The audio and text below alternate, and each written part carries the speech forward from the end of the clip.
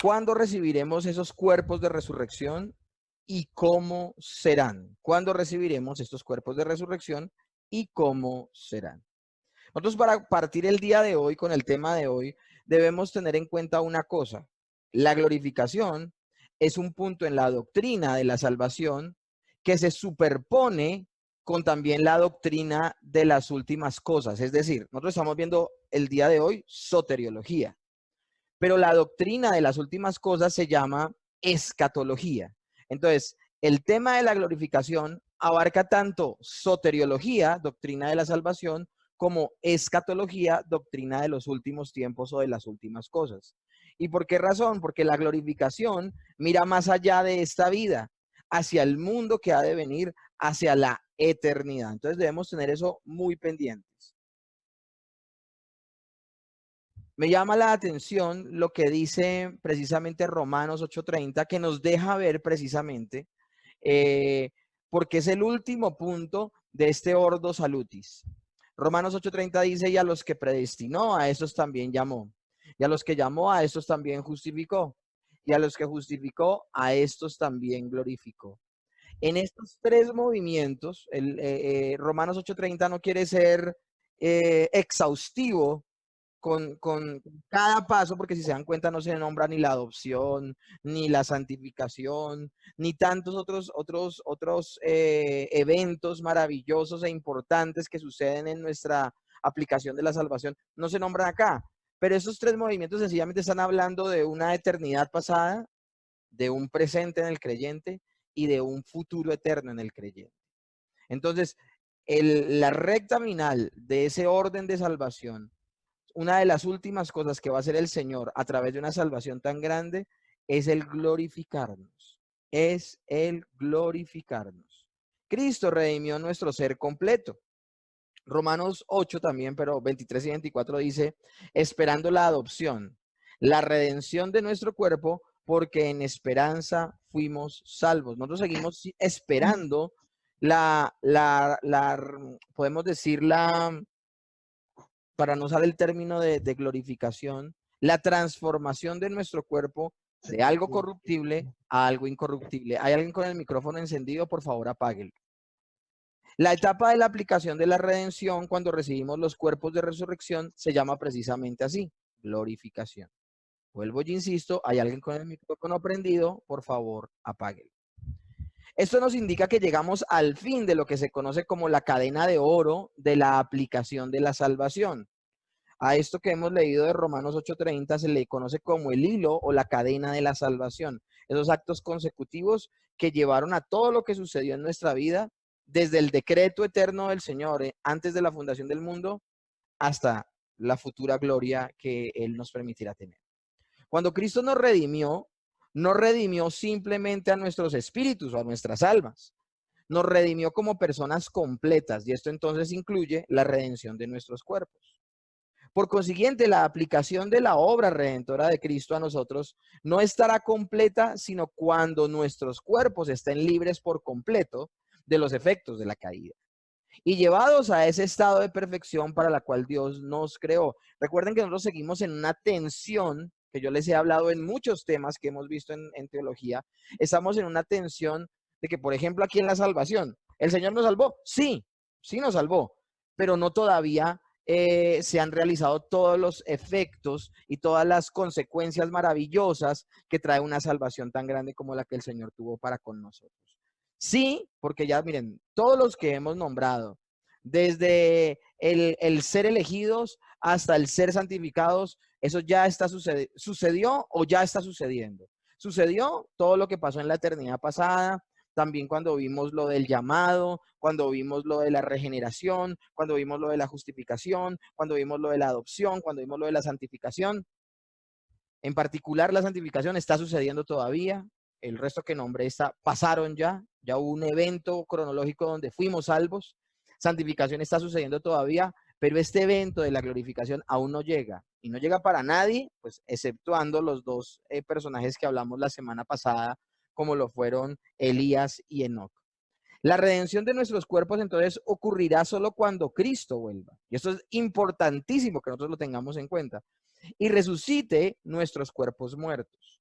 Alguien alguna vez me preguntaba y me decía, bueno, entonces, ¿por qué estás tan seguro que si esto va a suceder solamente cuando el Señor vuelva? ¿Por qué estás tan seguro que de lo que hablabas de Enoc y de Elías? Bueno, seguro no estoy, pero la cuestión es que yo llego a una deducción. O sea, no, la escritura no nos dice explícitamente lo que sucedió con ellos, sencillamente que fueron llevados en cuerpo y en alma o espíritu al cielo. Pero yo llego a una deducción, porque no hay una explicación exacta en las escrituras. Yo llego a una deducción. ¿Y cuál es esa deducción? Delante de Dios el Padre no puede haber nada impuro, no puede haber nada, como lo hemos dicho acá, corruptible. Y el cuerpo de Elías y de Enoc eran cuerpos corruptibles. Para ellos estar habitando en el cielo con el Señor, desde que fueron arrebatados hasta el día de hoy, sus cuerpos debieron haber sido transformados. Cerrando entonces el paréntesis, la redención de nuestros cuerpos ocurrirá cuando Cristo vuelva y resucite nuestros cuerpos muertos, nuestros cuerpos de los muertos. Al presente entonces, sencillamente el creyente anhela la glorificación, pero eso no ha llegado. Ahora, ¿por qué el término glorificación? La glorificación es la demostración, la dignidad, la riqueza y la grandeza del creyente, del Hijo de Dios. La justificación que se produjo en el momento de la conversión se manifestará o se hará obvia en el futuro. El hecho de que el Señor te haya aceptado en el amado, que es un hecho que sucedió cuando fuiste salvo, cuando fuiste regenerado por la justificación y la adopción, que el Señor te recibe como hijo, se hará obvio y evidente cuando tú recibas un cuerpo glorificado. Ahora lo creemos por fe, pero luego llegará un momento donde será obvio eso. En la victoria sobre el último enemigo, el Señor Jesús hablaba acerca de la muerte y precisamente decía que iba a vencer la muerte. Eso es precisamente lo que sucede en la glorificación. La evidencia de que la muerte ha sido vencida. Yo ya les nombré, hace 8 días hablábamos acerca sobre la muerte y el estado intermedio, ¿cierto? La muerte y el estado intermedio. Y hablábamos de que el estado intermedio, nadie puede estar en el estado intermedio si no muere primero. Las personas que van a experimentar la segunda venida de Cristo estando vivas, ellas pasarán de estar vivas a ser transformadas. No van a pasar ni por la muerte ni por el estado intermedio, porque el estado intermedio es que las personas por un tiempo temporal viven solo en su parte espiritual o almática. Solo viven en su parte inmaterial por un breve tiempo. Ese es el estado intermedio. Cuando hablamos de que en la glorificación es vencida la muerte, es que sencillamente todos los efectos negativos de la muerte, que incluyen la separación de la parte material de la inmaterial, que se conoce como muerte, será erradicado. Esas consecuencias serán erradicadas. Primera de Corintios 15:26 dice, y el postrer enemigo que será destruido es la muerte. Primera de Corintios 15 es un texto que se le ha conocido como especializado, porque Primera de Corintios 15 habla de manera exhaustiva acerca de la resurrección de todas las personas, pero está hablando desde el evento de la glorificación. Esto va a ser maravilloso. Y por esa razón voy a leer desde el verso 54 hasta el 55. Cuando esto corruptible se haya vestido de incorrupción y esto mortal se haya vestido de inmortalidad, entonces se cumplirá la palabra que está escrita. Sorbida es la muerte en victoria. ¿Dónde está, oh muerte, tu aguijón? ¿Dónde, oh sepulcro, tu victoria? Un texto que hasta lo cantamos en la iglesia los días domingos. Hay una canción hermosa, un himno hermoso que cantamos en la iglesia con respecto a este punto, a este tema. ¿Y quién venció a la muerte? Fue nuestro Señor Jesucristo. Pero sin más preámbulos, leamos la definición de la palabra glorificación. La glorificación es el paso final en la aplicación de la redención.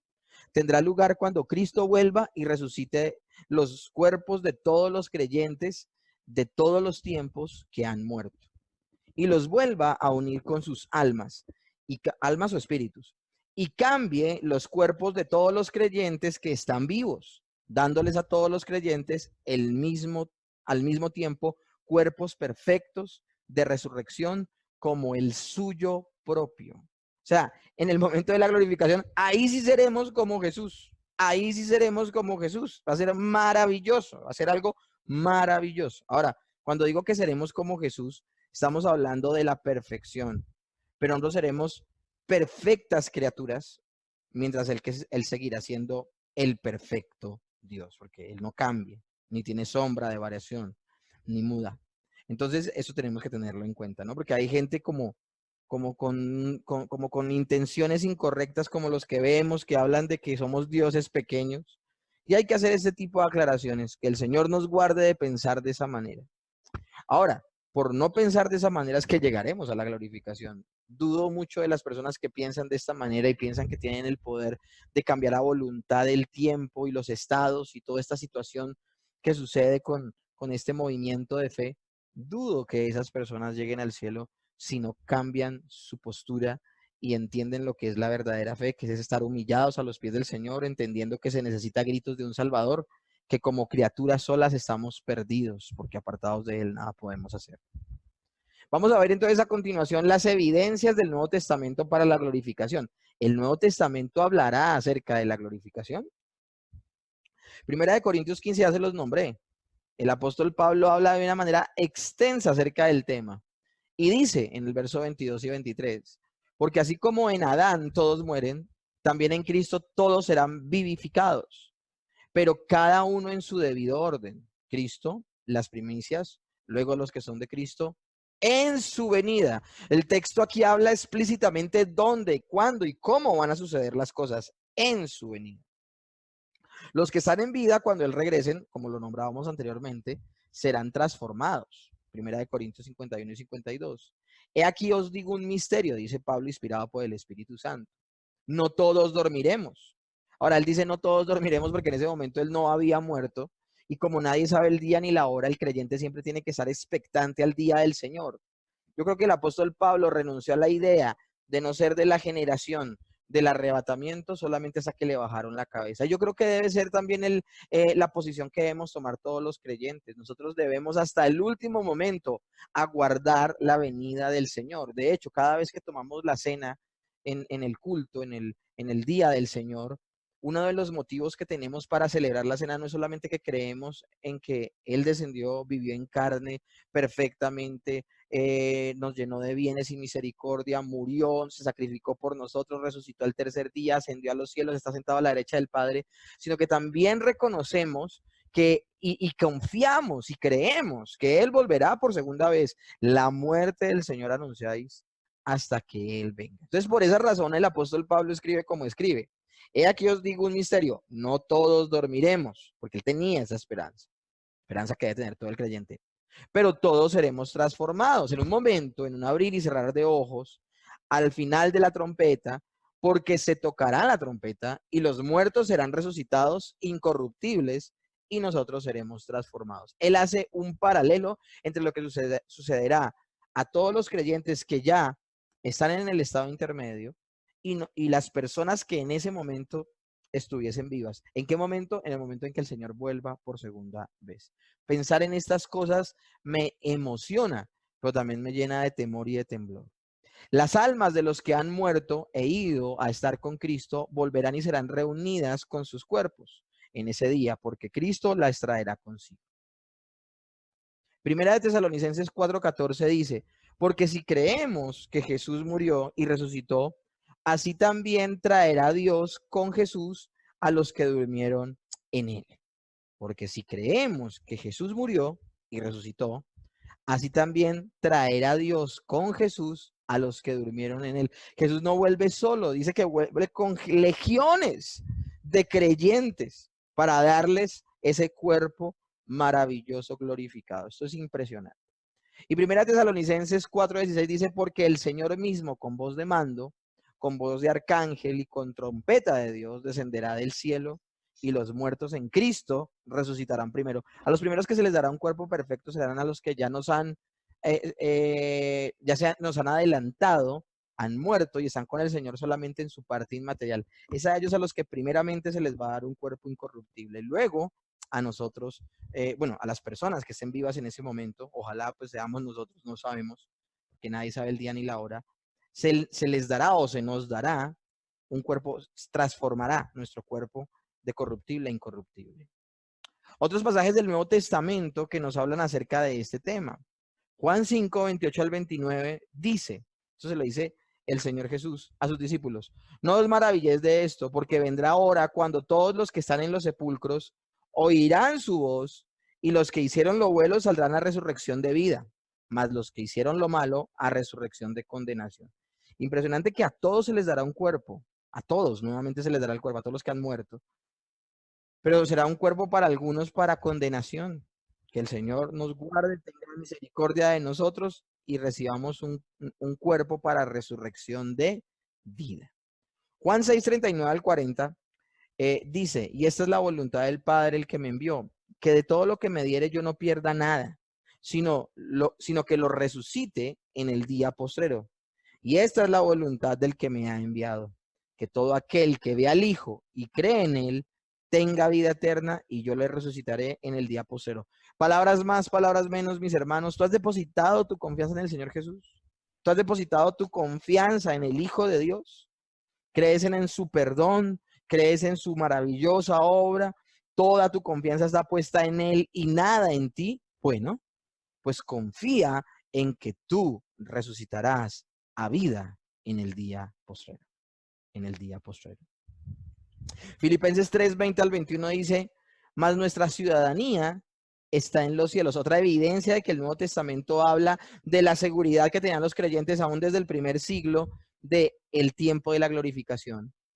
Mas nuestra ciudadanía está en los cielos, de donde también esperamos al Salvador, al Señor Jesucristo, el cual transformará el cuerpo de la humillación nuestra para que sea semejante al cuerpo de la gloria suya, por el poder con el cual puede también sujetar a sí mismo a todas las cosas.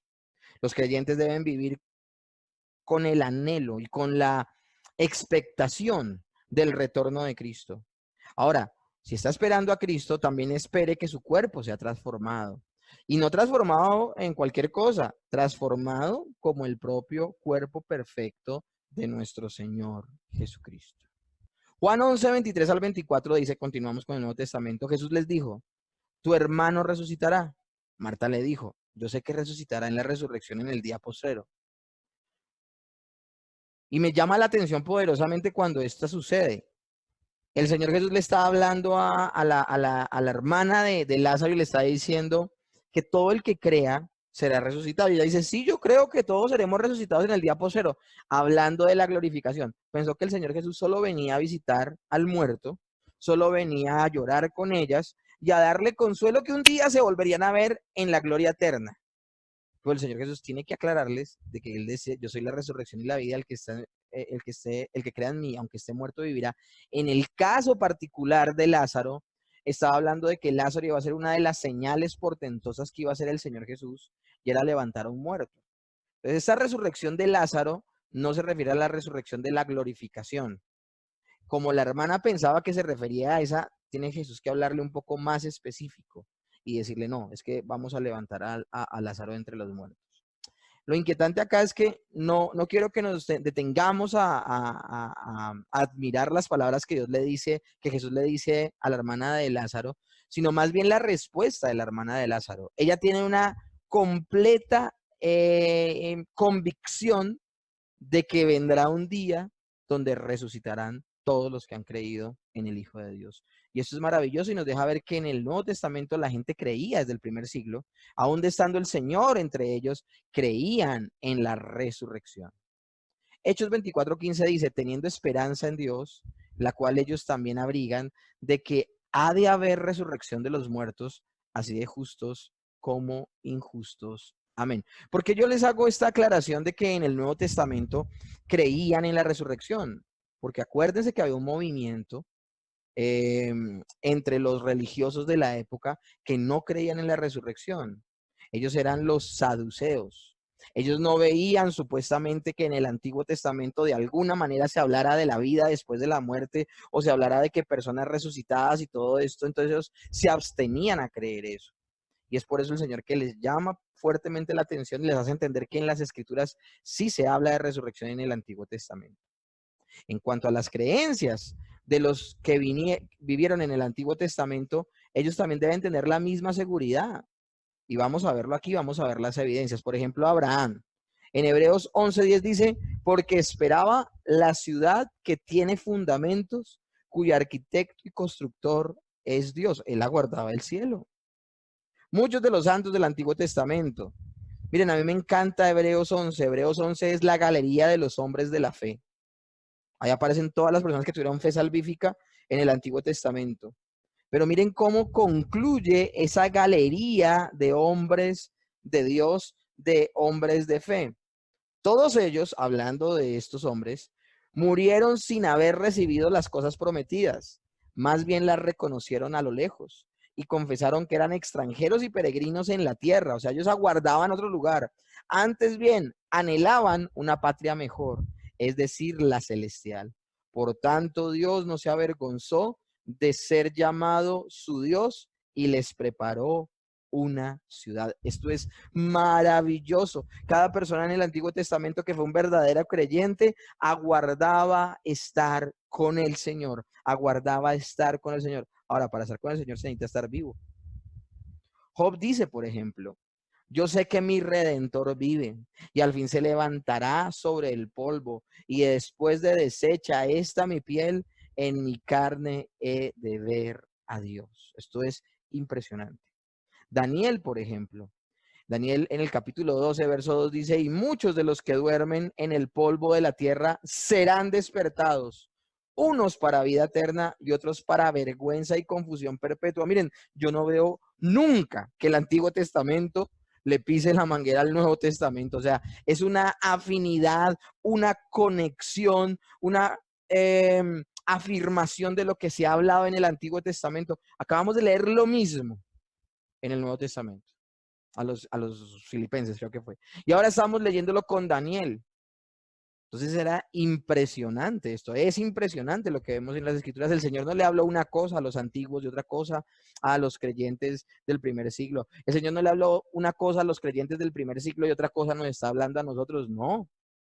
El Señor ha sido el mismo ayer, hoy y por los siglos. Con todo, había ciertamente, como hemos visto, una expectación de un futuro, un día de la resurrección corporal que no solamente aguardaban las personas del Nuevo, sino del Antiguo Testamento también. Entonces acá viene la pregunta, ¿no? Porque estamos muy emocionados con el tema, pero bueno, ¿cómo serán entonces nuestros cuerpos de resurrección? ¿Cómo serán? Pues tenemos de dónde apoyarnos para poder de alguna manera hablar sobre el tema. Jesús es las primicias de la resurrección. Primera de Corintios 15:20 dice, mas ahora Cristo ha resucitado de los muertos, primicias de los que durmieron es hecho. Y Filipenses 3:21 dice, el cual transformará el cuerpo de la humillación nuestra para que sea semejante al cuerpo de la gloria suya. Nosotros ya hemos hablado de manera detenida acerca de la resurrección del Señor Jesús. Hablemos un poco, de pronto traigamos, recordémoslo. Un pasaje, Lucas capítulo 24. Lucas capítulo 24 habla de estos dos discípulos camino a Emaús, donde el Señor Jesús empieza a caminar por ellos por casi mediodía y ellos no lo reconocen. Y se cree que no lo reconocen es porque una persona que fue maltratada de la forma en que fue maltratado el Señor Jesús en la cruz del Calvario, donde dice Isaías que su cuerpo era una sola llaga. O sea, imagínense el nivel de deterioro y de la manera, la forma tan salvaje en que lesionaron e hirieron a nuestro Señor, como para que al otro día no tenga ninguna, bueno, a los 3 días mejor, no tenga ninguna muestra de lesiones. Si a uno se le mete un mugre en el ojo y se le irrita el ojo y le dura así todo el día, que de pronto por accidente te golpeaste con algo y te dura el morado 8 días. Imagínense que 3 días después, no solo el Señor Jesús no tiene ninguna señal de herida, a excepción de la de las manos, los pies y el costado, que son señales de gracia para recordarnos siempre lo que Él hizo por nosotros, sino que además de que no tiene ninguna lesión en el cuerpo visible, el mismo Señor Jesús parece rejuvenecido, porque el Señor Jesús mientras vivió en la tierra tuvo un cuerpo corporal corruptible como todos. Ahora, lo que pasa es que el cuerpo del Señor no conoció corrupción en cuanto a qué, en cuanto a que no se pudrió, pero era un cuerpo de carne y hueso que si se le golpeaba, sangraba. A eso es a lo que me refiero. Y le es dado al Señor un cuerpo incorruptible, un cuerpo que ya no puede ser dañado, que ya no puede ser destruido. Por esa razón es que los discípulos que van camino a Emaús no le reconocen, porque definitivamente tenía un cuerpo glorificado y no en esencia, pero sí de alguna manera como vamos a estar en un mejor nivel, claro que debe haber un cambio en cómo nos vemos al día de hoy. Pablo da aún mayores referencias usando el ejemplo de sembrar una semilla en la tierra y después de verla crecer en algo mucho más maravilloso.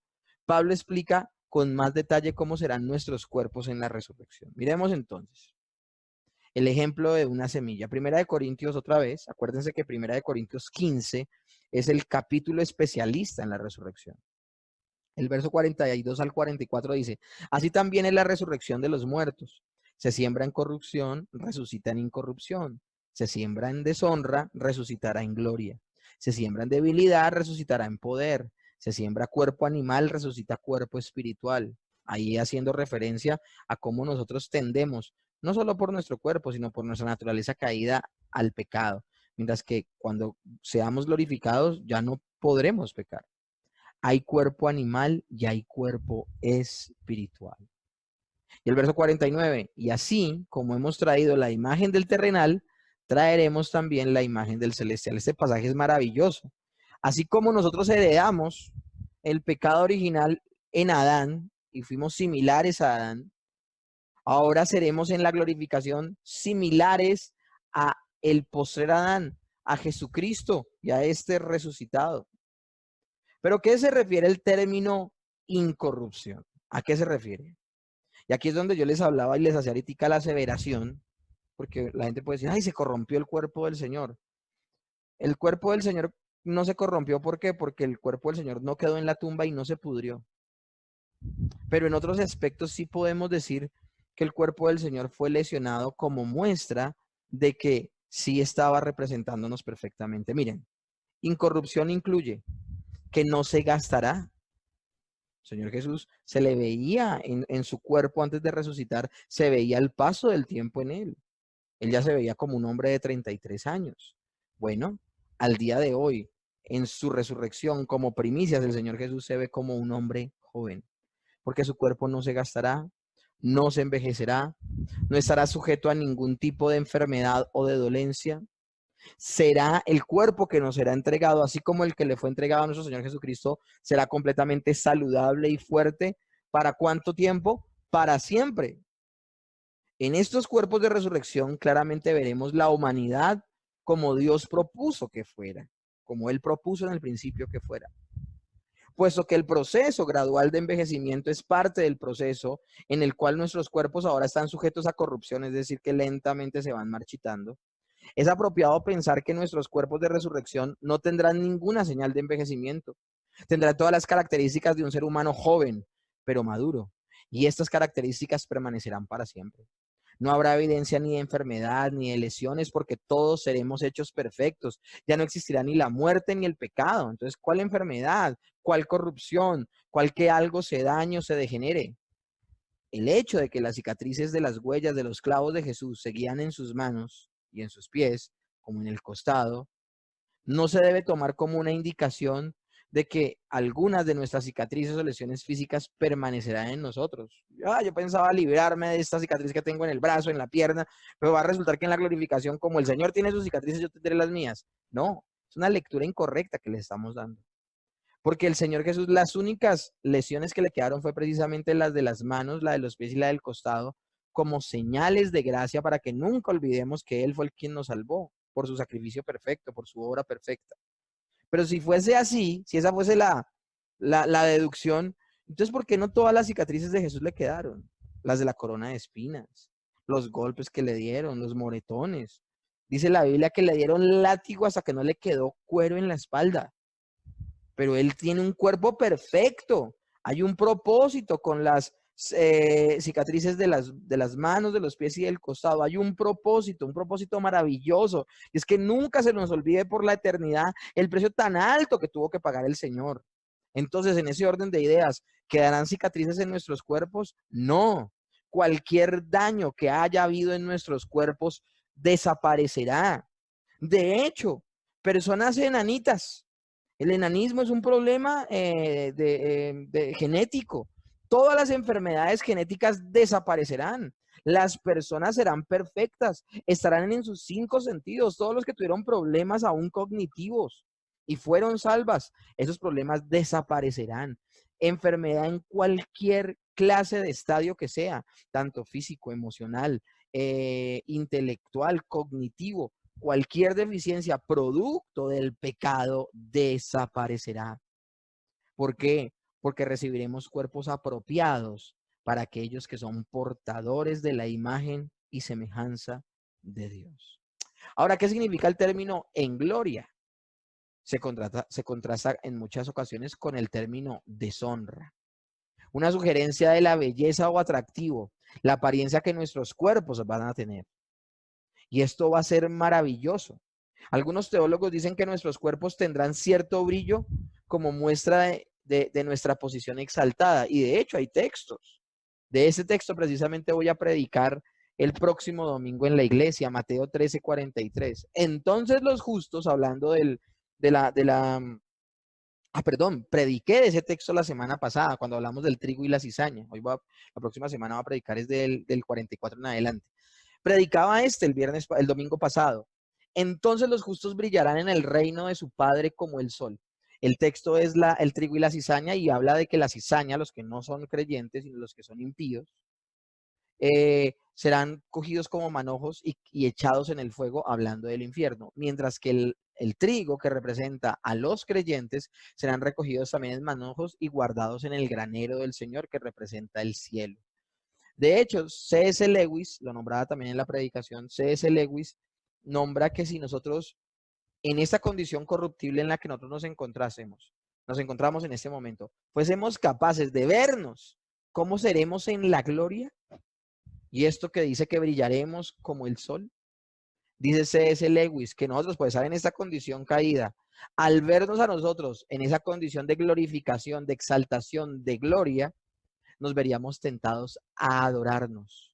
Porque es que hasta ese nivel, hasta ese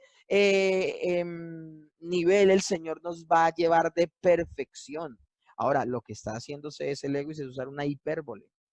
No estamos queriendo decir que eso va a suceder, ¿no? Es un escenario teórico. O sea, ¿cómo podemos estar en corruptibilidad y en el mismo momento en incorruptibilidad? No, es una suposición. Pero más allá de caer en ese gran pecado que es adorar a la criatura, más allá de eso, la observación es el nivel de perfección y de gloria al que el Señor nos va a llevar como criaturas. Va a ser algo maravilloso. Pero también dice que seremos glorificados, resucitados en poder. Y que ese poder, esa palabra poder, se contrasta con la debilidad que ahora nos rodea. La fuerza plena que Dios quería que los seres humanos tuvieran en sus cuerpos cuando los creó y que desapareció cuando el hombre pecó, esa vitalidad sin duda será otra vez recuperada en la glorificación. Sin duda tendremos mayor potencia en nuestros cuerpos, una vitalidad que nos capacita para construir una sociedad que glorifique a Dios. Ahora, cuerpos espirituales. Consistente con el carácter y actividad del Espíritu Santo. Es decir, que ya no va a haber una batalla entre las cosas de la carne y las cosas del Espíritu, porque ya seremos perfectos. Ya no habrá diferencia entre la parte material y la inmaterial, se conjugarán maravillosamente. Y como decía David, nuestra carne anhelará a Dios así como nuestro espíritu. Será algo maravilloso. Entonces, hablar de cuerpos espirituales, no quiero que lo vayamos a malinterpretar como que no son cuerpos físicos. No, significa que es consistente al carácter y actividad del Espíritu Santo. Gálatas 6:1 dice: hermanos, si alguno fuese sorprendido en alguna falta, vosotros que sois espirituales, restauradle con espíritu de mansedumbre. Hay gente que dice, no, tú le estás dando una interpretación incorrecta. La Biblia dice que se nos serán dado cuerpos espirituales. Y eso quiere decir que seremos como etéreos. No, no, no, estamos dándole una mala interpretación y debemos leer cuidadosamente las escrituras. Así como dice en los textos que hemos leído de la glorificación que se nos darán cuerpos espirituales, son cuerpos físicos, pero que no contienden con la obra del Espíritu Santo. De hecho, unidos al unísono, buscan el control del Espíritu Santo. Y es lo que pasa en Gálatas. De esa manera se usa el término espiritual, no para hablar de un ser etéreo, sino para hablar de una condición de la persona en cuanto a su santidad. Hermanos, si alguno fuese sorprendido en alguna falta, vosotros que sois espirituales, restauradles con espíritu de mansedumbre. Quiere decir que las personas a las que se les está dirigiendo la carta en los Gálatas no tenían un cuerpo físico por ser espirituales. No, está hablando de que eran gente madura a nivel espiritual. Este texto es maravilloso. Se siembra un cuerpo natural sujeto a las características y deseos de esta edad y gobernado por su propia voluntad pecadora. Pero cuando venga la resurrección y seamos nosotros glorificados, ese cuerpo corruptible que hace su propia voluntad y que siempre es pecaminosa, será resucitado en un cuerpo espiritual completamente sujeto a la voluntad del Espíritu Santo y que responderá a la dirección del Espíritu Santo, pero sigue siendo un cuerpo físico. Vuelvo y le repito, no quiere decir que no sea físico. Jesús mostró que él era físico, que era tangible, que lo puedan tocar y palpar. Para él era importante que la gente asociara de que él no era un fantasma, sino que era un ser humano, pero perfeccionado, glorificado. Por eso en Lucas, el capítulo 24, 38 y 39, luego de que ha llegado de estar con los discípulos camino de Maús, dice lo siguiente el libro de Juan, de Lucas en particular. Pero él les dijo, ¿por qué estáis turbados si viene a vuestro corazón estos pensamientos? Mirad mis manos y mis pies, que yo mismo soy. Palpad y ved, porque un espíritu no tiene carne ni huesos, como veis que yo tengo. A veces uno piensa que el único que lo tocó fue Tomás, por haber dudado. Entonces le tocó meter el puño en su costado, el dedo en su mano. No, pero el Señor Jesús invitó a que todos lo tocaran y lo palparan y se dieran cuenta que era completamente hombre. Primera de Corintios 15, del 45 al 49, dice, así también está escrito, fue hecho el primer hombre, Adán, alma viviente, el postrer Adán, espíritu vivificante. Mas lo espiritual no es primero, sino lo animal, luego lo espiritual. El primer hombre es de la tierra, terrenal. El segundo hombre es el Señor, el del cielo. Cual el terrenal, tales también los terrenales, y cual el celestial, también los celestiales. Así como hemos traído la imagen del terrenal, traeremos también ahora la imagen del celestial. El hombre entonces en la glorificación habrá recuperado plenamente la imagen de Dios, que fue el propósito inicial con el cual el Señor lo creó. Ahora, los cuerpos que nos serán dados guardarán las características que ahora poseemos nosotros. Nosotros no podemos hablar de que guardaremos las características perfectas del cuerpo que tenemos al día de hoy. Y es un no rotundo. Nosotros no podemos guardar las características que tenemos al día de hoy porque nosotros no hay punto de comparación. Somos seres corruptibles. Nuestro cuerpo está envejeciendo, nuestro cuerpo se está debilitando, pasan muchas cosas. Al día, lo hablaba también el día domingo en la predicación. El viernes, cuando vi el partido, ya hace casi 8 días, cuando vi el partido de la Selección Colombia, estaban haciendo un homenaje al hijo de Cafú, que murió y no tenía más de 30 años, un hombre que había hecho deporte toda la vida, que era futbolista y precisamente jugando fútbol le dio un ataque cardíaco y se murió. Es una señal de que aún las personas más sanas se mueren en esa tierra. ¿Por qué? Porque es un cuerpo corruptible. Cuando dice la palabra que seamos transformados en un cuerpo incorruptible, es que finalmente tomaremos la forma en la cual el Señor nos pensó desde el principio. Nosotros desde que nacemos estamos recogiendo las consecuencias del pecado y fuimos imperfectos siempre. Entonces, ¿surge el grano de la tierra nuevamente intacto como era? No, pero aún existe continuidad. ¿Eso qué quiere decir? Quiere decir que seremos similares, pero no iguales. No iguales. Por eso cuando el Señor parte el pan con los discípulos camino de Maús, cuando parte el pan, ellos finalmente lo reconocen, finalmente se les hace familiar, les ha compartido la palabra todo el camino. Obviamente sus ojos ya están espirituales, ya están más abiertos y le reconocen.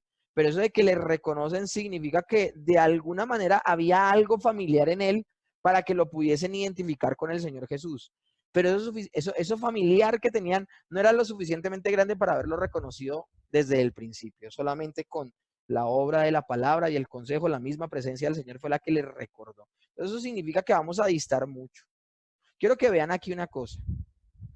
Así distará nuestra situación actual física a la glorificación.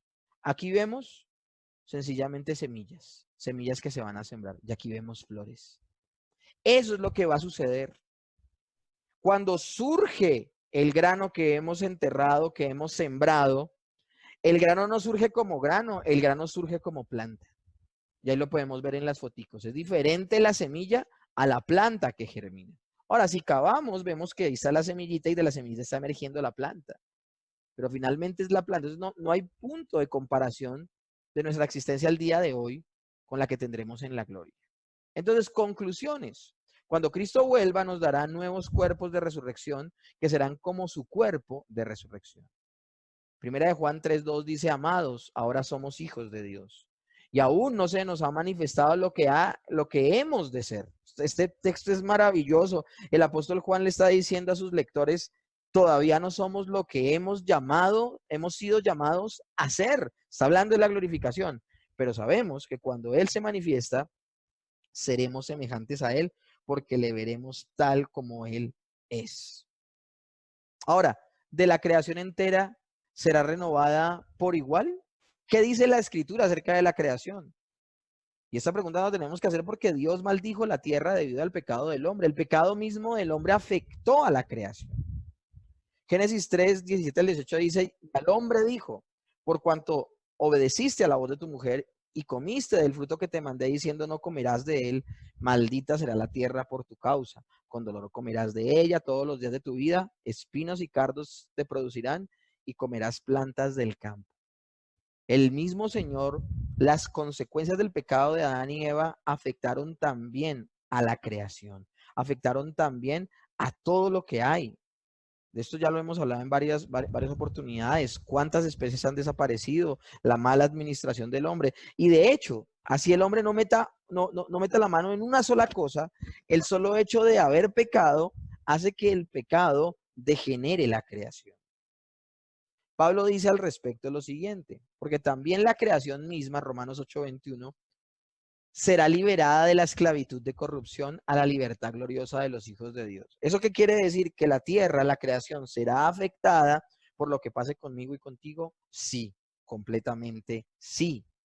La misma creación anhela su restauración igual que nosotros. El verso 19 del capítulo 8 dice, porque el anhelo ardiente de la creación es el aguardar la manifestación de los hijos de Dios. No sé, ustedes de pronto han leído ese texto muchas veces, pero ese texto está hablando del día de la glorificación. Dice, porque el anhelo ardiente de la creación es el aguardar la manifestación de los hijos de Dios. Yo me acuerdo que yo leía este pasaje hace mucho tiempo, cuando leía de manera subjetiva, y yo decía, wow, la creación espera que yo salga y predique, la creación espera ardientemente que yo salga y haga el ministerio, que yo salga y conquiste mis sueños. Eso no significa ese texto. Ese texto está hablando de que la creación aguarda la manifestación de los hijos de Dios, está hablando de cuando el Señor los glorifique y los resucite y les dé un cuerpo incorruptible a cambio de ese cuerpo corruptible. ¿Y por qué el anhelo de la creación ardiente es ese? Porque en el momento en que los hijos de Dios y tanto los impíos que les dará también dado un cuerpo físico para que sufran toda la eternidad, cuando se nos entrega uno para glorificarlo y para vivir eternamente, la creación es la siguiente en la fila, la creación es la que tiene la siguiente ficha, que será restaurada y será cambiada de corruptible a incorruptible. Y Romanos 8:22 al 23 dice, porque sabemos que toda la creación gime a una y a una está con dolores de parto hasta ahora. Y no solo ella, sino que también nosotros mismos que tenemos las primicias del Espíritu, nosotros también gemimos dentro de nosotros mismos esperando la adopción, la redención de nuestros cuerpos. ¿Cómo así que nosotros teniendo al Espíritu Santo dentro, las primicias que son el Espíritu Santo, nosotros gemimos aguardando la redención de nuestros cuerpos? Mis hermanos, ¿a cuántos de ustedes no les ha pasado? A mí me pasa todo el tiempo. ¿Cuántos de nosotros estamos cansados de lidiar con el pecado y de lidiar con la tentación? Y uno le dice, Señor, por favor, ven ya, ven pronto, dame un cuerpo perfecto por esa batalla constante que tenemos. Ahora, batalla que por tener al Espíritu Santo podemos ganar. Esto no es una apología, una disculpa para que vivas como quieras y luego llegues llorando y diciendo, ay, no, es que yo aguardo que el Señor me glorifique. No, tenemos que, acuérdense, perseverar en esa santificación tan maravillosa. Si somos verdaderos creyentes, nos comportaremos como Cristo se comportó. Pero la belleza de este pasaje es esa. Habla de los creyentes gimiendo porque no es fácil ser creyente. No es fácil en un mundo tan caído como en el que estamos ser creyente. Y por eso a veces nos sentimos cansados y vamos para decirle al Señor que nos fortalezca y nos llene de su espíritu para poder continuar en esta batalla de fe. ¿Y qué hacemos mientras gemimos y mientras sufrimos esta vida, este peregrinaje temporal en esta tierra? Esperamos, aguardamos la redención de nuestro cuerpo. Wayne Gruden dice lo siguiente: en esta creación renovada no habrá más, hablando de la glorificación, hablando de la creación ya incorruptible, en esta creación renovada no habrá más cardos ni espinos, no más inundaciones ni sequías, no más desiertos o selvas inhabitables, no más terremotos, no más huracanes, no más serpientes venenosas, ni avispas que piquen, ni hongos que maten. Será una tierra productiva, una tierra que florecerá y producirá alimento abundante para nuestro disfrute. Dice que el mismo ecosistema dará fruto para que comamos. Ustedes pueden creer que aún los animales ya dejarán de comer carne, porque como no va a haber muerte, o sea, va a ser algo maravilloso. Meditando en lo que dice Wayne Gruden, será un mundo acorde a la gloria de sus habitantes y de su creador, Dios.